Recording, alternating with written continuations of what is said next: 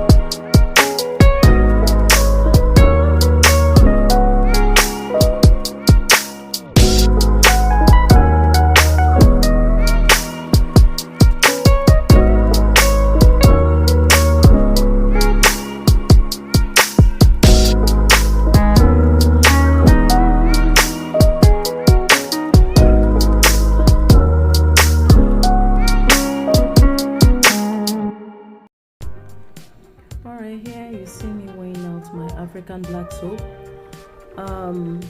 The ball that I have in the brown paper, I got 500 plus grams, about 505 grams. So this is half of the ball and it's weighing 251 grams.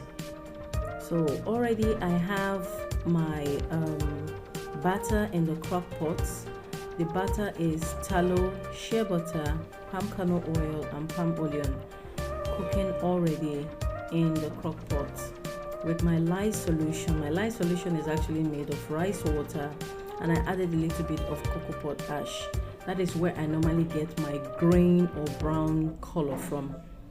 If I were to make just a normal black soap with still herbal properties, if I were to make it ordinarily without the African black soap. But here I decided to infuse this African black soap into my normal sodium hydroxide made soap. Now African black soap is made with, it's a traditional soap that comes from West Africa. It is made with natural ingredients and can benefit your health, your skin health in many ways. It's not just limited to cleansing the skin. It has antibacterial properties which can help improve certain skin conditions and might even slow down some signs of aging. So African black soap is originally an all-natural soap produced in different countries in West Africa. Okay, now recipe depends on the part of West Africa that is making it. Okay, some people use cocoa pod ash, some people use plantain skin ash, some people use palm kernel oil, the bunch of palm kernel oil, the bunch of palm oil. After the palm nuts, the red palm nuts, they are being removed from the palm bunch. It is being kept and dried and burnt to ash. That's what they use. Okay, now this can also be changed by using an addition of aloe vera, honey, shea butter and camwood to making it into a much more effective soap with very good skin loving properties. Okay, the texture is always a soft soap.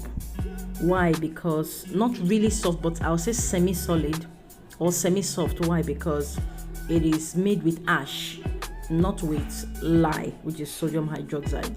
So we have different many kinds of African black soap available on the market. Some are processed, have more processing, and some do not go through a lot of processing. But the authentic African black soap has this brownish color. The colors are uneven, just like the one you see me measure out way out on the scale now. Then some are gray in color. Some are even black in color, depending on what they use to make it. Okay, depending on the ash, the potash that is used to make it, the potash that is used to make it. So African black soap has many positive properties and effects on your skin that can help to remove harmful bacteria and as well as dirt and impurities. There are some people that use it as their only soap to wash off their makeups from their face. It thoroughly cleans the skin and removes makeup, and it also helps to and it's actually safe for most skin types. It is said to help to reduce acne and clear blemishes. It also helps to clear skin rashes. It is said to clear skin rashes. It is said to have antifungal properties and antibacterial properties. It is said to, this one is actually real because I've used it, and it actually is a very fine shampoo for your hair, especially the natural hair. And it actually gives a very good lather to the hair, and it helps to eliminate dandruff. This one is not a hearsay. This one is not, it is said. This one is something I have used and I have confirmed myself that it's actually very, very good. Now here you will see that my batter has separated quite a bit. Okay, the oil floats on top and scattered batter are below. This is like 10 minutes after I started cooking, and the batter has really separated. This is very, very common with a recipe that has tallow in it. I have found out that anytime I use tallow in my hot process recipe, it actually separates a great deal. You will even think that your batter has really been ruined, but it actually comes together with time. But and it also does not volcano. I've noticed that too. So this is 15 minutes after the 10 minutes, which is a total of 25 minutes cook. If you look at it, you'll see that the oil has become more, and all you just have to do is stir. Sometimes if you want to quicken the process of the cook here, what you do is that you can stick blend. But when you stick blend here, you actually bring about a volcano if you stick blend here. So what I normally do is that I allow it to cook by itself. I don't bother it. I just only stir at intervals so that it doesn't like start charring or burn, get burnt in the bottom part of the crock pot. So I just stir to like try to emulsify the batch a little bit. Then after some time you notice that the batter starts coming together by itself, just little by little. Okay, so this is 20 minutes later. That's a total cook time of 45 minutes. If you notice, you see at the edges, you see that it's boiling. Then there is still a lot of oil still settling, still floating at the top. So from now onwards, it will try its best to want to emulsify, that's come together. By this stage, the old African black soap has almost, this is just a little chunk of it, it has almost dissolved by now. You rarely find any African black soap left in it. It has almost homogenized with the batter in the crock pot. So from now onwards, it will not be long before it will homogenize. So what I'm basically doing here now is I'm trying to sieve out the debris of my mixed herbs. I call this mixed herbs. It's a combination of neem powder, neem leaf powder, moringa leaf powder, peppermint leaf powder, bitter leaf powder, and I think that's about it. Okay, I did not add aloe vera in this particular recipe because normally I add aloe vera as my part of my water replacement, or I use it as my lye water, but I did not add it in this particular batter. I prefer to use it in the cold processed black soap that I make, but this is one of the ways of making my hot processed black soaps. I have like 4 or 5 different ways I make my herbal black soaps.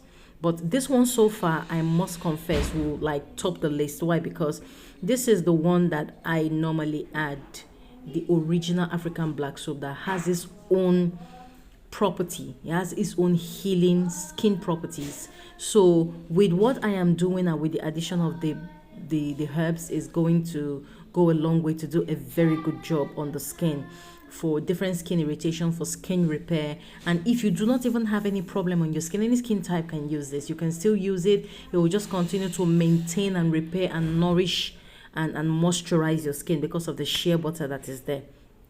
Okay, I think I did not add shea butter in this one inside the crock pot, but I added shea butter as a super fat later. I normally love adding shea butter as my super fat on African black soap because African black soap is naturally drying, and because of the herbs too. So what I do is that I add shea butter as a super fat to help to leave that a little bit of oil on your skin and to moisturize your skin and soften your skin as it repairs it too. So that's what I'm trying to do. Almost done with the sieving out of the herbs, and now I am taking out the debris. I'm going to add it into my crock pot and mix it in, which by this time should be homogenizing or emulsified fully by now. It must have, I'm sorry for using the word emulsify, but I'll say it must have come together or homogenized by now. So by the time I add it up and I mix it up, I am sure this should be about like 50 minutes time cook. Okay, one thing I've noticed about tallow soaps is that, one, they don't volcano if you don't disturb them. They just stay the way they are, but they separate. And if you are if you're a beginner, okay, it will definitely cause you worry. So this is not a beginner's recipe. It is not a beginner's recipe. A beginner's recipe is just the simple recipes that goes through all the stages of hot processed soap, like the applesauce stage, the mashed potato stage, the gel phase, and the Vaseline stage. Now, this particular recipe does not go through those phases the way I mentioned them. Okay, so now I'm trying to mix in the herbs. If you look at it very well, you'll notice that it is homogenizing already. There is no oil floating at top. So in a few minutes, or let me say a few seconds, just in a minute's time, as I stir, it will homogenize, and by this time you will start to smell soap. So by this time you have soap. If you take it if you put it in your hands and you lather it up with water, it doesn't burn. By this time it has cooked out completely the lye, and by this time you have soap. So all you have to do now is to pour it into a mold and allow it to solidify, and you cut into your desired sizes and you have soap. But you can also decide to add extra properties to the soap, just like I said, the addition of shea butter. Then you can add your fragrance oils. Then you can decide to add some essential oils to add some extra skin loving benefits to the soap, like tea tree essential oil, lavender essential oil. If you intend to use the soap as a shampoo bar, as a herbal shampoo bar on your hair, beautiful, you can add rosemary essential oil. It will do wonders on your hair. The only thing is that the pH of our hair and the pH of normal soap, they are a little bit apart. This soap should be giving me a pH of about 8, and the pH of our skin and our scalp sebum is like 4.5 to 5. So that's quite a difference in pH level. So when you use such soaps on your hair, it is best for you to always use a conditioner. So the conditioner can be able to step your hair back into that pH level, because conditioners are naturally supposed to be between the pH of 4.5 to 5.5 to 6.5. So it still stays within the scalp level of the hair. So it helps to moisturize the hair, condition the hair, and keep the hair back to that balance and to that bounce, so that your hair will not break, your hair will not go through that stress of stretching itself further into the alkaline stage. Your hair and our scalp is not meant to be into the alkaline stage. It's supposed to be in the acidic stage, acidic pH level, I meant. So now you can see those crumbs on top. That's to tell you that it has formed soap. You see this film on top? That's to tell you that it has actually formed soap. So this, as we have here now, is actually soap. Now I just am allowing it to like cook a little bit more, just a little bit more, because for it to get truly to the Vaseline stage. But I could still pour this in a mold, no problem. I could do this on fragrance, I could do this on super fatted, but it's good that you super fat it, and it's also good that you fragrance it, so that you don't get that awkward herbal or botanical smell, and you don't get the African black soap smell, for those that don't like the African black soap smell. Okay, by this time the tallow smell is almost completely out. Okay, because tallow forms like about I think 15% of this batch, so it's not high. Tallow starts becoming a lingering smell in soaps when it gets up to 30, 35, 40% in soaps. It will dominate the soap, seriously, especially if it's home hand processed tallow, like the way I make mine. I buy my beef fat from the market, as in most of the beef fat in this part of the country, which is Nigeria, are actually grass-fed beef, grass-fed and homegrown cows. So they actually come out. So their organs, the fats around their organs, are normally still very rich, like the ones around the kidney. That's the one I mostly buy. In fact, that's the only one I buy.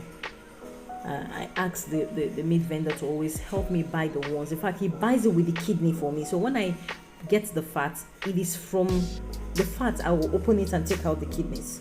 That's the way I buy it. I want to be sure that he bought the one with the kidneys. So I always tell him, buy me the fat with the kidney.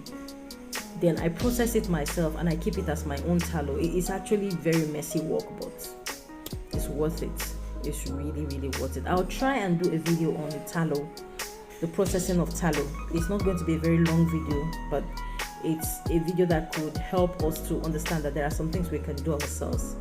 Here I have weighed out my shea butter, that's my super fat, and I'm adding it into the soap. So this is I think 100 grams of shea butter, then 100 or 105 grams of shea butter. This forms like, this is less than 5%. It's about, okay, I'll say about 5% of the total batch weight. I did not want to add a lot of shea butter to it. Okay, so as you can see, the soap is really dark. This soap has actually is already curing on the rack already, and it will be out for sale anytime soon. Since it's actually hot processed soap, it's actually ready all the way like this now for you to even use. But for it to harden and for it to evaporate out the water, the excess water that was used to cook it, you have to allow it to cure for like minimum of 2 weeks. 2 weeks to 4 weeks, sometimes even 6 weeks, so that it will harden properly. Now, one thing I came to find out about the soap after it's been done is that the soap is a semi-solid soap. That's what I noticed. It has not hardened. It refused to really harden like the normal sodium hydroxide soap. So maybe I did not calculate the amount of African black soap I would have added. Maybe I wouldn't have added the whole 20% of the total batch weight. Okay, so I actually just added the African black soap. Like I believe just by eye, I was like, okay, this should carry it. So it came out as a semi-solid soap. That means it's not hard, but it's not soft either. But it's going to be a soap that is going to like really melt fast. But if one knows how to use soaps very well, one can use the soap properly. It lathers greatly. It feels very nice on your skin because I've used a little particle I had. It feels very nice on your skin. These are debris that I got from sieving out my herbs, and I normally gather them. I am thinking of infusing it in an oil to make something, maybe add it to my hair oil, add it to my tallow salves and all that. Here I am weighing out my fragrances.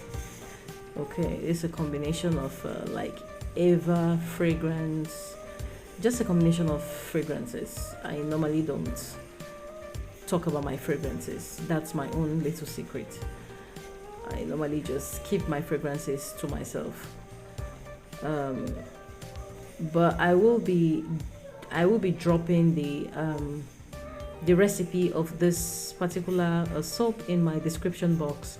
You can feel free to drop a comment and ask questions. You can feel free to maybe make your own. Maybe you downsize your batch and you make your own. But my fragrance, I don't say anything about my fragrance. The names that the perfume, the fragrance names, I don't reveal those. I just add my and I hardly use one fragrance. I will always use a combination of like 3-4 fragrances because I want them to come out in a particular way. Now I actually lost I did not get the footage of pouring the soaps or scooping the soaps into the molds. The reason was because my device ran out of storage, so the video had to stop at a particular point. But I was able to like delete some old photos and videos, so I was able to get space for me to do the unmolding of the soap. And the soap was still feeling quite soft here. It was not an easy task unmolding it without denting it, but I was able to manage that. The first one gave me a little bit of headache, but others were home free. So I unmolded this one, and I noticed that the soap was quite soft. The soap was smoother anyway compared to other black soaps I was making. But if there's one thing I do know for sure is that the soap lathered greatly and the soap smells really nice. In fact, I intend to use the soap as a shampoo bar. Okay, and that's another thing I'll be making, natural handmade shampoo bars, shampoo soap bars, not scented bars. So that's how it came out. It just feels exactly like African black soap. It's not crumbly, but it's soft like African black soap. Even when I used it to bathe, it felt like African black soap. That was exactly how it felt.